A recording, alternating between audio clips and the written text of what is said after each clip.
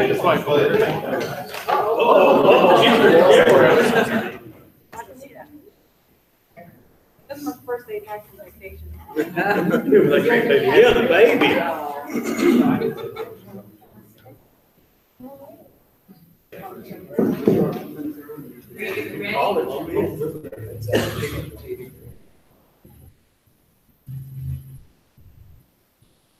When you're ready. Welcome everybody to Elizabethtown City Council regular meeting agenda for January 7th, 2019. If you would bow your head and pray with me.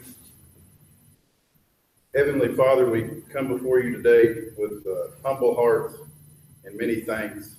Thanks for what you've given us throughout our lives. We thank you for our families. We thank you for friendships, co-workers. We thank you for a great community that we live in. We thank you for our public service people, our police, our fire, our EMS, and we definitely thank you for our military personnel that are here in the States and abroad that have been protecting our freedoms for 200, 300 years. We thank you for all the wisdom that you have passed on to us to help be community leaders, and we thank you for the opportunity to represent our communities, and they're your people, so we want to make the best decisions possible moving forward to represent our community. But most of all, we're thankful for the sacrifice you made when you sent your son Jesus to die on the cross for all of our sins, and we take that very seriously, and therefore we're thankful and we're blessed that you give us the opportunities that you have in life. So with all those things being said, we want to tell you that we want to continue to represent you and represent your mission and be your arm down here on earth until we get to you in heaven. And it's in your name that we pray. Amen. Amen. Now if we can say the Pledge of Allegiance. I pledge allegiance to the flag of the United States of America and to the republic for which it stands, one nation, under God, indivisible, with liberty and justice for all.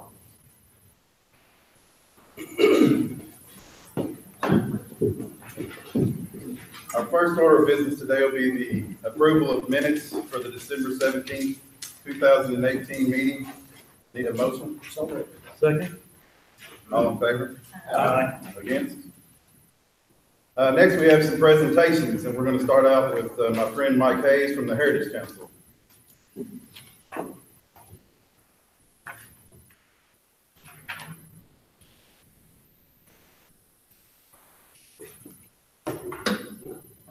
Good evening. Can you hear me? Maybe.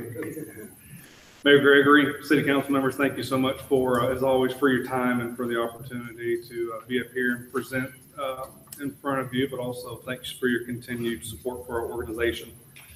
Since I was up here last month, a big change has happened for us. We have hired an executive director. I'm extremely happy for that. And I know that my boss at the bank is happy for that I'll get back to full-time employment there as well. Assuming everybody's has heard so far, we've hired Stacy Reynolds as our new executive director. His first day on the job was last Wednesday, which is a great start for us for 2019. Stacy's a downtown business owner as well as a downtown real estate owner. He's been involved there for over 15 years. During that time, he has witnessed or been a part of not only the successful years that the downtown has had, but he's also witnessed and been a part of the lean years and years of uncertainty and probably years of frustration. So as a board of the Heritage Council, we believe that that perspective is going to serve as a valuable asset to our organization. Additionally, in our minds in the hiring process, we felt that Stacy is bringing us the skill set and knowledge of the internet, obviously, social media, marketing, but also has the business acumen as well as business connections to help expand and advance the economic development portion of our agenda as an organization. As you can imagine, we're happy to bring somebody on board, but not only that, we're happy to bring somebody on board that's going to be a good liaison between our board, the downtown merchants and city council as well, not just somebody on board so that we can say, here, take this from us, we're tired. We're excited for our future. We're excited for the historic district of downtown. We're also excited to have the opportunity to seek out and do what we all believe is best for the betterment of downtown. That's it. It's going to be a fun year. Have an opportunity to serve on this board, and several of you have been on it for a while, and it's been a few stressful years, so it's time to make this fun again. So thanks for everything. Stacy will be up here next month. If you all will allow him to present, and I'll be here in support of him, but not be the one in front of the microphone for a while. Thanks for filling in. Appreciate it. Thank you. It's good to be here. Yeah, thank you. Appreciate it. Thank you. Thanks, Mike. Next, we have Brian Woosley, who's going to give us an audit update from Stiles and Carter CPA.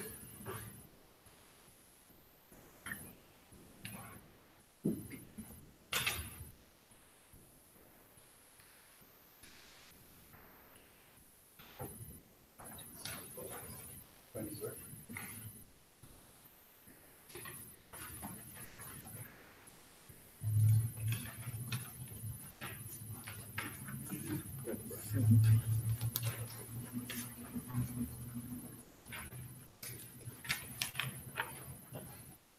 I'd like to thank Mayor Gregory and the council for having me here this afternoon. Appreciate the opportunity to give you some results of the audit. We certainly enjoy working with you, and had an excellent audit process this time. I also want to take a moment to thank Jeff and Cheryl, because they spend a lot of hours getting that information ready for us. It's a very long process. It takes us about pretty close to a month to do the audit of the city. So it is quite a difficult process to do, and we couldn't do it without their excellent help. So we certainly appreciate that. I'll go over with you some of the financial highlights, and then if you have any questions for me, certainly be glad to take those.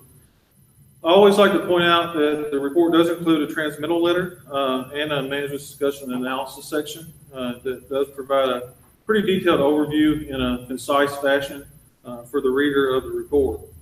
You did receive an unmodified opinion on the financials, which means you're complying with all the relevant accounting standards in preparation of those financials.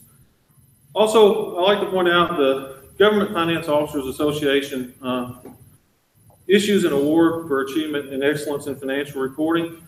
The city has received that award for 29 consecutive years. So they go through this report as well in detail and use their checklist to make sure that everything there complies with all the accounting standards. So you should be very proud. Not everybody achieves that status, nor even participates in the program. So that's an excellent program to be part of. As far as some of the numbers, at the end of the year, your governmental and business type cash and investments were at $56.9 million. Of that, focusing on the general fund, $27.6 million was in the general fund. The general fund had $21.1 million at the end of the prior year. So a healthy increase from the year before. That basically is combined. Where that comes from is the increase in fund balance. And then there are also some due from accounts between the general fund and the enterprise funds that were a little higher than they normally are at the end of last year. Those are repaid back to the general fund this year, so that kind of shored up that fund. As far as general fund revenues, they were $32.8 million as compared to $30.6. A couple of reasons why that changed. You had an additional $925,000 in occupational tax revenue, and your net profits tax revenue was up almost $400,000. The expenditures were $27.8 million in the general fund as compared to $26.6 the year before. Capital outlay increased about $455,000. Public safety increased $1.2 million. And if you remember last year, the ARC fund reimbursement had kind of been holding for a couple of years. So the reimbursement in 17 was $1.6 million. Reimbursement in 18 was $822,000, which gets that back on a normal annual track. Your fund balance in the general fund increased $4.6 million as compared to $3.5 the year before. So a healthy increase there. The self-insurance fund did not require any transfers from the general fund in 2018. It did require $170,000 in 2017, so it was able to be self-sustaining for that year. The gas fund had a decrease in that position of $65,000. Water and sewer fund had an increase of $879,000. Then the last couple of points I wanted to point out, we've talked before about recording the pension liability on the financial statements. To give you an update on the pension part of that, for 2018, the unfunded pension liability for the CERS non-hazardous was at $5.9 billion. The CERS hazardous was at $2.2 billion. Your share of those was $38.9 million. So that's based on the allocation provided by the actuaries. So your part of that's right at almost $40 million. For this year's set of financial statements, we had a new standard that was implemented. That standard is similar to the pension standard, except now that we have the pension implemented, the second phase of that was to implement the standard to record the other post-employment benefits, which is primarily the health insurance part of those CERS plans. So those numbers are now reflected in the financial statements. Give you an idea where those plans stand. For the 2018 year, the non-hazardous unfunded liability of that was $2 billion, and the hazardous part of that was $827 million. And then your share of that's right at $14 million. Which is what's recorded on the financial statement. So, pretty sizable numbers. Making it simple. Yeah, it's definitely not simple. It's one of the most complicated standards to implement I think I've ever had. So, but we got it done, and the numbers are there. So, if you have any questions for me, I'll certainly be glad to take those. If I could just make one comment. I think that's the first year I ever remember not transferring funds over for our self-funded health insurance. Councilwoman Walker worked on that, so we appreciate we got where we wanted to go. Yeah, I can remember some years where it was pretty rough. Yeah. Where you were transferring substantial dollars. dollars. Yeah. Yeah. Yeah, that's the first year I can remember in a long, long time. Anybody else? Questions? Thank you, Brian. All right, thank you. Appreciate it. Next will be Public Works Superintendent Don Hill. Come give us an update.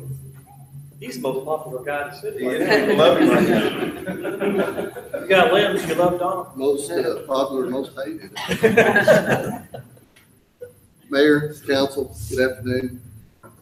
Normally this time of the year, we're focusing on leaves and smaller items, but the ice storm event on November the 15th changed all that. So what I'm going to do tonight is give you an update on the statistics up till the end of the year, and then we'll start from last week, and you're going to see a noticeable difference, and I'll tell you why. But from November the 15th to December the 30th, using in-house staff, we picked up 757 loads of brush and debris, utilizing 4,779 man hours. And then not only did we bring it to the yard, but we processed 13,265 cubic yards of debris. Now, once it's processed, then contractors will come in and they haul it off, and then they pay the city a nominal fee for that. Last week, we have received some help, and additional staff, equipment, and trucks, trailers, whatever's not moving and not being used, we started utilizing that. And I want to recognize that staff and those departments here shortly. But last week alone, 458 loads, utilizing 1,340 man hours. And then we processed 1,000 cubic yards. And the reason that is the brush grinder broke down and injector went out. And within a day, they had it repaired and back up and running. So we've got a contractor coming in this week. They're taking out 4 to 5 semi-loads a day. So not only are we picking it up, processing it, but we're also disposing of it. That 757 number, if you look at a month and a half worth of time, 757 loads in a normal month where we're focusing on brush, that's about what we would do in 2 months. So certainly it's been a priority, and it continues to be a priority and will continue to be a priority until we get back to some semblance of normalcy, whatever that may be. So last week, we had a group meeting, the mayor and Ed, solicited some help from the following departments, of course, Sports Park, Parks and Recreation, Natural Gas, Facilities, the Plant Maintenance Division of Facilities, and then Stormwater. And, you know, to be out, and you all saw pictures on Facebook, and to see these people work, and to see it just rejuvenates you. Even the existing staff of Public Works has been dealing with it for the last month and a half. Everybody's rolling, you know, keeping the loaders in the neighborhood, dump trucks and trailers and pickup trucks. That's what's moving the brush. And it's unbelievable to see them work together and to see people have fun, because, you know, there's departments that don't normally do that. This is fun for them. And so certainly it makes it fun for everybody else. But I got to tell you, you know, when you struggle with something, it's certainly been a struggle. You have equipment malfunctions, you have personnel during the holidays that take time off. But last week was what we would call breakthrough. And certainly today, as I was out visiting with the crews that were working in the neighborhoods, there's noticeable progress. And as the mayor put on Facebook is that, you know, if you haven't seen anybody in your area, in your neighborhoods, you will soon. So we're going to be using the combined workforces of the departments to the end of the week. Then we'll reevaluate, and then we'll see if, depending on the department's priorities and what they've got going on and how the city looks, then if we can utilize them a little while longer, than the mayor and Ed will make that call. But first off, I want to thank you all for your support. I want to thank the public for their patience. The citizens, certainly they've been patient. Also, I want to thank the departments for your help, because certainly without the combined efforts, we couldn't have accomplished what we have in just a short amount of time. And I'm talking about the last week. So again, thank you. Do you have any questions? I think the one thing that I noticed last week in seeing the dump trucks, I don't think people understand it very well, but just one dump truck could be just 2 houses. So It's going to take a little time, and the effort that everybody's doing in our departments, I think. Normally when you run a street, just on a normal brush pickup, you probably get a load on one street. Well, you're getting a load per yard or maybe 2 yards. So, you know, the turnaround before we got the additional help, I mean, the loader had to go back in and offload. The other thing with the additional personnel and the trucks that are running the brush, it's allowed us to get our vacuum trucks back out and also our street sweeper. So you should see the leaves disappearing soon. And certainly, like I said, it's great to see everybody work together, and it is a city effort. So thank you. Thank you, Don. Our next order of business is unique. It's going to be an emergency reading of Ordinance number 1, 2019, establishing and filling certain city offices. Motion to read. So moved. Second. All in favor? All opposed? Whereas KRS 83A.080 establishes procedures for the appointment and approval of non-elected city officers. And whereas the city of Elizabethtown has created positions for non-elected city officers and wishes to fill these positions for the proper operation of the departments of the city in the provision of services to the citizens of Elizabethtown. Now be it ordained by the city of Elizabethtown, Kentucky, that from and after the passage, approval, and publication of this ordinance, that the following persons to fill said offices are appointed for the position opposite their name and for the classification listed. All appointees will serve at the discretion of the mayor or until any successors are duly appointed by the city mayor and approved by the Elizabethtown City Council. Edward J. Pope, City Administrator, Class 12. Jessica Graham, City Clerk, City ABC Administrator, Class 7. Jamie Land, Police Chief, Class 10. Mark Malone, Fire Chief, Class 10. Corey Bond, Director of Wastewater Utility, Class 9. Seth Breitner, Director of Parks and Recreation, Class 10. Cheryl Burke, City Treasurer, Class 9. Robert Bush, Director of Stormwater Management, Class 11. Jeff Hawkins, Director of Finance, Class 11. Don Hill, Superintendent of Public Works, Class 10. Matthew Hobbs, Natural Gas System Engineer, Class 11. Michael Page, City Engineer, Class 10. Scott Reynolds, Director of Facilities Maintenance, Class 11. Deborah Shaw, City Attorney, Class 11A. James Shaw, Director of Planning and Development, Class 10. Motion to adopt. Well, and I'm just almost done. Do the editorial. No. I didn't see the last page. I gotta look at just a little more. Duties of the above are as described by the City of Elizabethtown job description for each position and as directed by the mayor or his designate. Salary shall be according to the City of Elizabethtown employee classification schedule and annual budget. It is hereby declared that an emergency exists concerning the passage, approval, and publication of this ordinance, and said emergency is that all the above employees are required for the efficient management of city government in Elizabethtown, Kentucky, and it would unduly delay said efficient management if 2 readings were required for said ordinance. If a part or parts of this ordinance are declared to be unenforceable or unconstitutional for any reason, then the same shall not affect the validity of the remainder of this ordinance. Be it further ordained that the mayor of the city and or his designate being he is hereby authorized and directed to take all steps necessary to perfect this ordinance. Read, adopted, and approved this the 7th day of January 2019. Now we're ready. Now we're ready. Motion to adopt. So moved. Second. And we're gonna do a roll call vote, starting with Councilman Bishop, Yes. Councilman Fulton, Yes. Councilman Shu. Yes. Councilwoman Walker, Yes. Councilman Deneen. Yes. Councilman Miller. Yes. So if you all could all come up front, please.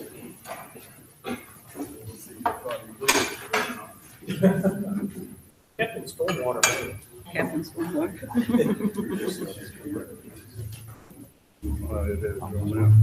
Kind of getting in lines here, wherever.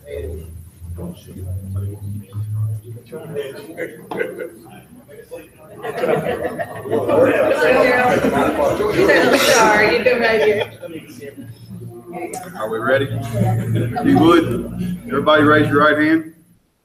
I do solemnly swear that I will support the Constitution of the United States and the Constitution of this Commonwealth, and be faithful and true to the Commonwealth of Kentucky so long as I continue a citizen thereof, and that I will faithfully execute to the best of my ability the office of according to law, and I do further solemnly swear that since the adoption of the present Constitution, I, being a citizen of this state, have not fought a duel with deadly weapons within this state nor out of it, nor have I sent or accepted a challenge to fight a duel with deadly weapons, nor have I sent or accepted a challenge to fight a duel with deadly weapons, nor have I acted as second in carrying a challenge, nor aided or assisted any person thus offending. So help me God.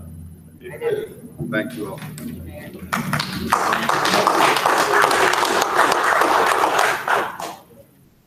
There you go, guys.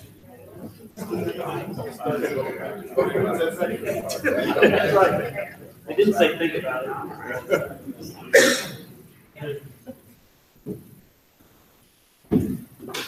All right, nobody fought a duel with deadly weapons. Next up will be a municipal order, 1/2019, accepting certain streets into the city streets maintenance system. Motion to read, please. Second. All in favor? Against? At a regular meeting of the City Council of Elizabethtown, Kentucky, held on the date set out below, a motion to read and adopt the following municipal order duly made, seconded, and approved. Whereas the streets listed below were built in conformance with all standards for street construction and were inspected pursuant to the Elizabethtown subdivision regulations and the applicable Kentucky revised statutes, now be it ordered that the City of Elizabethtown authorizes the mayor of the city to accept the following streets into the city's street maintenance system. Hart Memorial Hospital, Section 2, at Hill Street, Woodland Drive to Knowles Lane. Nicholas Ridge, Section 4, includes Butterfield Drive, 707, and Summerfield Drive, 715 and 716. Nicholas Ridge, Section 5, there are Butterfield Drive, 100 through 201, Emerson Drive, 109 through 201, and Huckleberry Street, 106 through 201. In the Stony Brook, Section 3, there's Dewberry Court, 100 through 107, Teaberry Court, 100 through 109, and Trellis Way, 100 through 201. In the Winding Springs, Section 1, there's Blossom Lane, 200 through 250, Maisie Loop, 100 through 101, and 135 through 138, Summerfield Drive, 733 through 734, Winding Springs Property, the Butterfield Street, 72 and 752, Lexington Hills, Section 3, there is Alumni Drive, 120 through 249, Holiday Court, 100 through 115, Destin Circle, 100 through 114. In the Sportsman Road Estates, there is Southern Lake Drive, 106 through 235, Lake Springs Court, 100 through 113. And finally, in the Briarwood Forest sections of Section 2 and 3, there's Timber Lane, 700 through 733, Acadia Court, 100 through 106, Winmore Drive, 100 through 106, Whispering Birch Court, 100 through 110, in Vanderbilt Drive, 703 through 731. Be it further ordered that the mayor of the city and or his designate being he is hereby authorized and directed to take all steps necessary to perfect this order. Read, adopted, and approved this the 7th day of January, 2019. Motion to adopt. So moved. Second. Second. All in favor? Against? Next order of business will be municipal order 02-2019, accepting bid from Phillips Brothers Construction for Billy Creek Tributary Stormwater Detention Basin number 15. Motion to read. Motion. Second. Second. All in favor? At a regular meeting of the City Council of Elizabethtown, Kentucky, held on the date set out below, a motion to read and adopt the following municipal order was duly made, seconded, and approved. Whereas the City of Elizabethtown prepared construction documents and received public bids on December 27, 2018 for the Billy Creek Tributary Stormwater Detention Basin number 15. Now be it ordered that the City of Elizabethtown accepts the bid from Phillips Brothers Construction for the Billy Creek Tributary Stormwater Detention Basin number 15 in the amount of $489,790. Be it further ordered that the mayor of the city and or his designate being he is hereby authorized and directed to take all steps necessary to perfect this order, including but not limited to signing all contracts, obtaining the necessary permits, and approving change orders up to the designated amount of $48,979. Read, adopted, and approved this the 7th day of January, 2019. Well, the discussion that I had would be just an obvious question, is $400,000 difference in those two bids. And do we have a hard time, Robert, getting someone to bid on those jobs, or does that surprise you that somebody comes in $500,000 and somebody else is almost $1 million? It did surprise me. In fact, I think the second bid contractor currently is probably, sorry. Thank you. Yeah.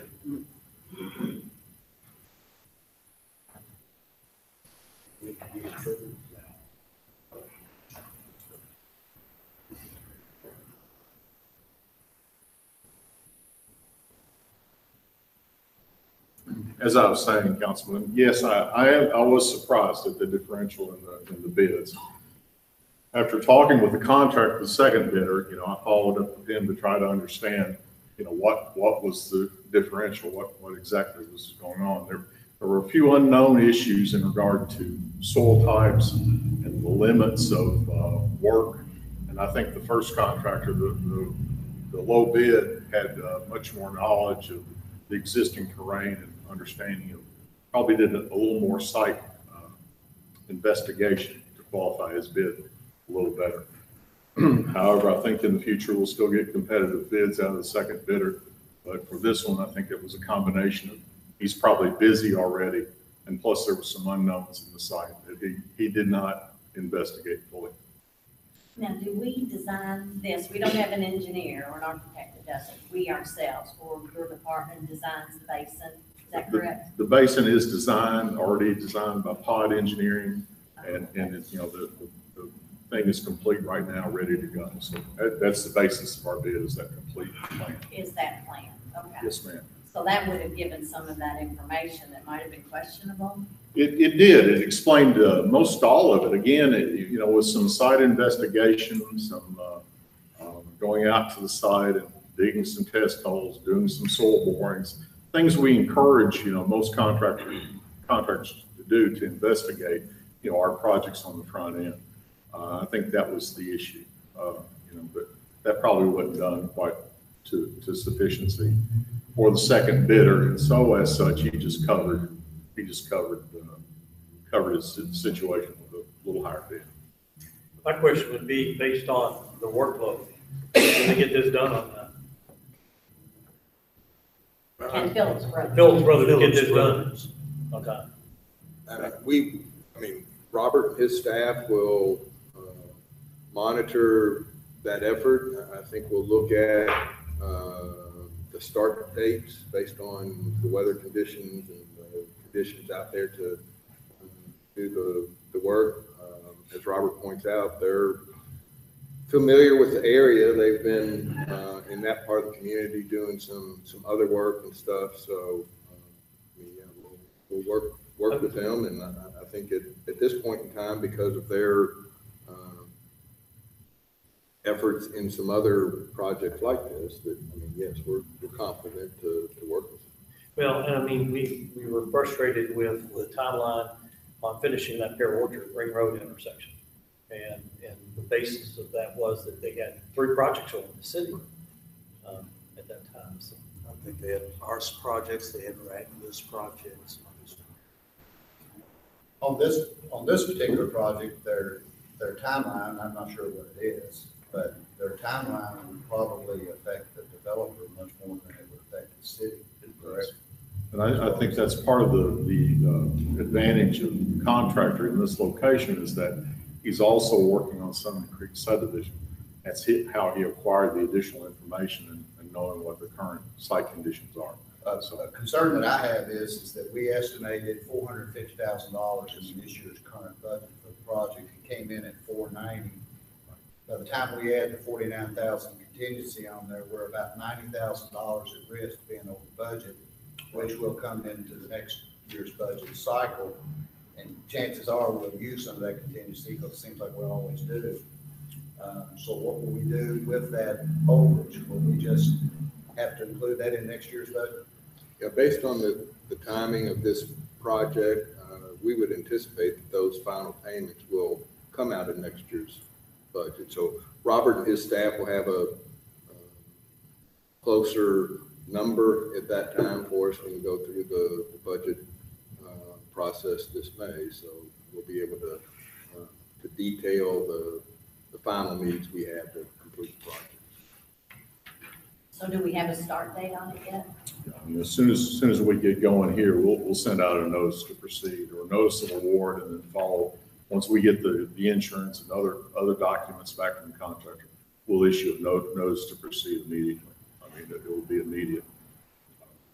Weather permitting. Certainly. And when we set the parameter for the timeline, let's say he's supposed to get it done in 6 months. When we throw that number at him in 6 months, we are anticipating delays due to weather in that 6 months. Are we not?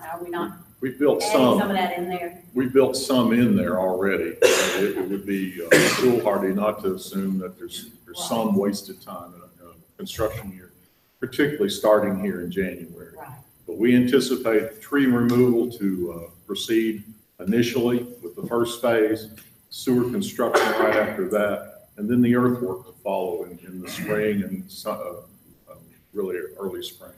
So that would be the timeline that we expect. how many days are built in? I think we've got 140 days. I think that's what 140 days. Yeah, I believe that's what it is. 4 months.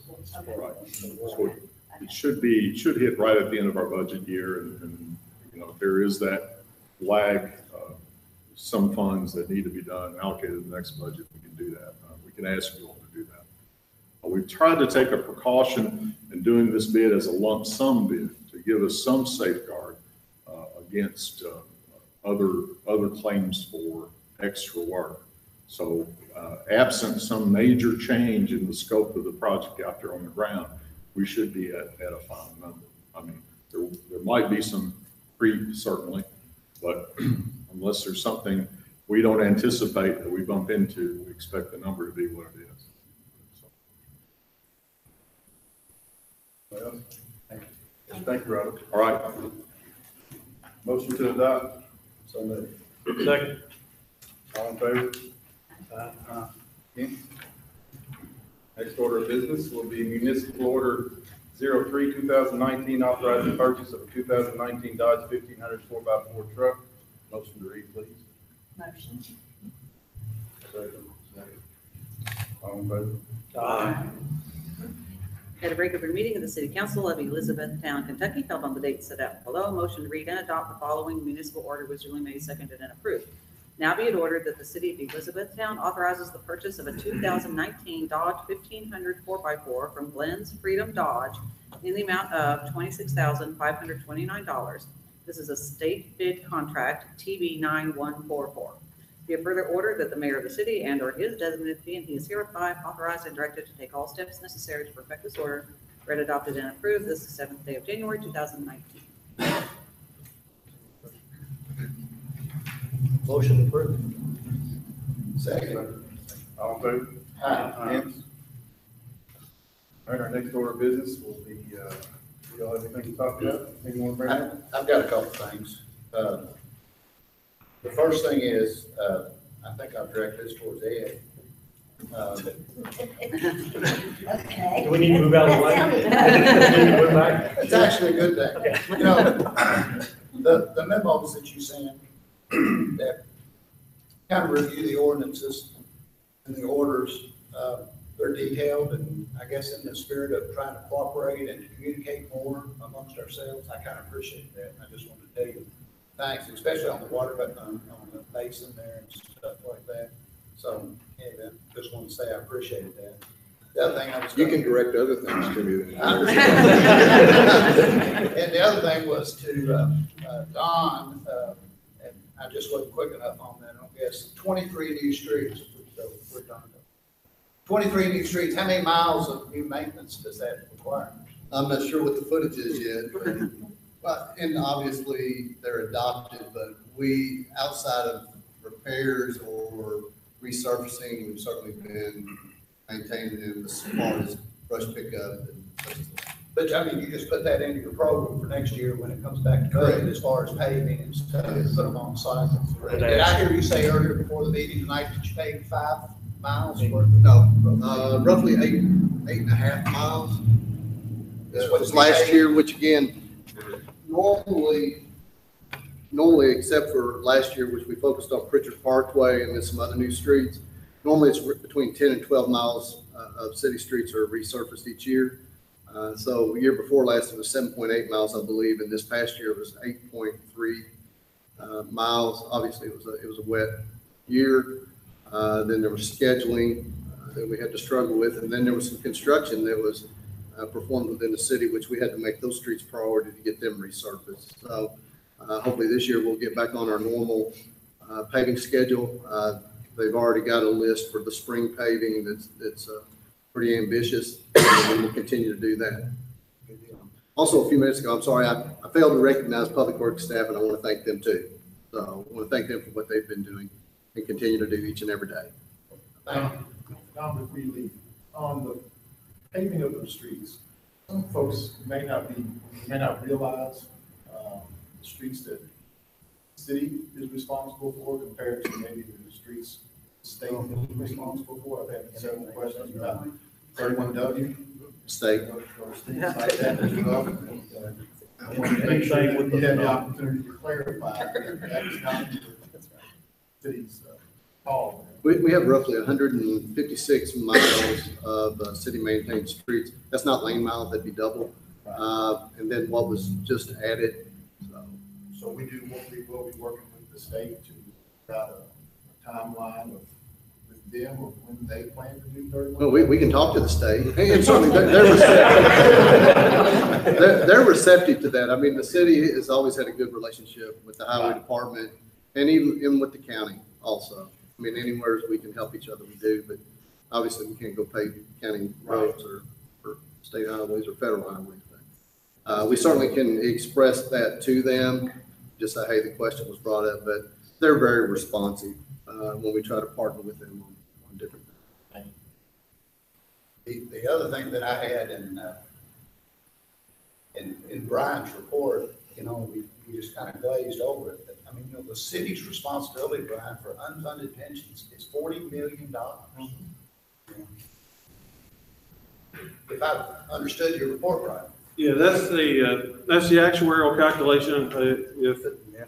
Is what your share would be. Obviously, they can't ask you to pay for that.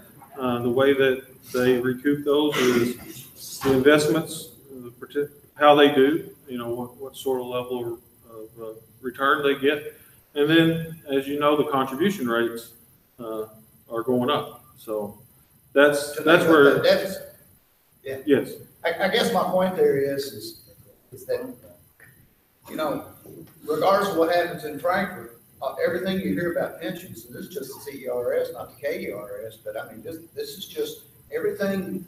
Rest assured, it's all going to come back to the local municipalities. That's where it's going to come back, which means all the citizens, everybody in this room. If you live in Elizabethtown, you're responsible, even though it wasn't your fault. You're responsible for $40 million worth of that unfunded pension. And the sad part of that is the actual portion that is CERS is a whole lot smaller. That's right. But because they will not separate that, we carry the burden. And if you look, the city of E-Town's liability is among the highest among the cities in the Commonwealth of Kentucky. Yeah. Based on our size. Pretty high. And of course, the number of participants in the hazardous system are a lot smaller. Right. So that liability gets spread out even more. I mean, we all have to do a better job, and I know that, you know, it's been going on for years and years, but I mean, we have to expect more out of our state legislators. You all expect a lot out of us. We have to all in this room, we have to expect more out of our state legislators. They've got to fix this problem. Because it's our taxpayers, and we're taxpayers too, but we're on the hook for $40 million of a problem that basically we've been paying our liability share. Whatever they told us to pay per employee, this city paid for out of the general fund. And here we are now upside down, about $40 million. Right, that's the way it's been for all the participant governments participate in those plans. They've been making their contributions That's for right. years because they would not have allowed them not to. Yeah. That's right. So, Which is amazing, that they didn't do the right thing with the money. you can see that just the CERS non-hazardous part of the pension was up $1 billion in 1 year. I believe they changed the actuaries, so there was probably some modeling differences between the prior and the current, which is not unlikely, but it's still, you know, $1 billion. There's some wiggle room in there, but it's still substantial. And the OPEB's on there too, so. I mean, we're gonna have to pay the $40 million. It'll eventually come due. I mean, it'll eventually come due, and then some. But, I'm just saying, I was kind of preoccupied through the meeting after that number, because it's just a staggering number, but I mean, you know, that's the reality of it. It's gonna be pushed down to the local level, which means it's gonna be pushed down to everybody in this room.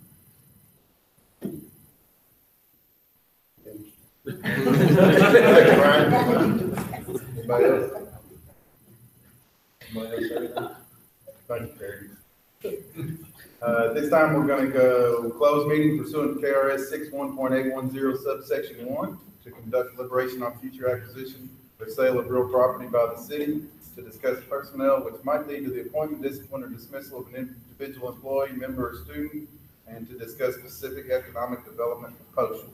I need a motion. Second. In favor? Aye. Thank you.